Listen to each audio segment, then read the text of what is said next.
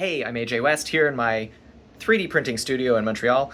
I've got this super cool new thing to show you. It's a build plate, but it's a special build plate because you can see it's got this iridescent color to it. Now, the unique properties of this are that when you print on it, the idea is that the structure, that microstructure of the first layer, is going to get adhered to the bottom of the 3D print on its first layer. So it's a little bit smaller than my actual build plate, so I'm just going to do the corner.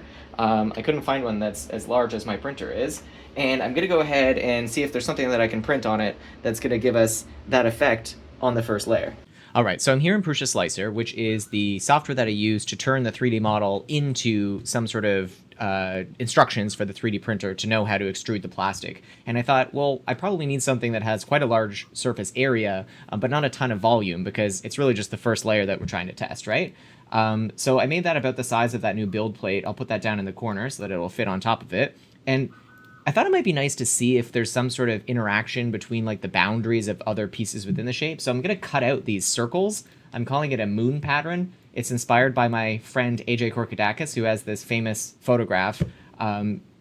It's his birthday today, so I thought that would be a nice homage to him, and happy birthday.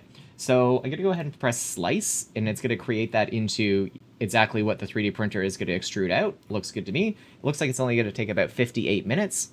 That's actually really fast for a 3D print. Most stuff takes like a really long time, and that's probably mostly because we don't have a lot of vertical volume, right? I'll send that off to the printer, and hopefully we'll see it transfer. I guess with the magic of television, you'll be able to look at that in like 1 second. So let's check it out. Okay, moment of truth. I let it cool, so it should pop off pretty easily. Oh my god, it's so cool. Check it out. Wow! So again, this is not ink. This isn't like an ink transfer. It's the actual surface reflecting only the wavelengths from the angle that you're looking at it.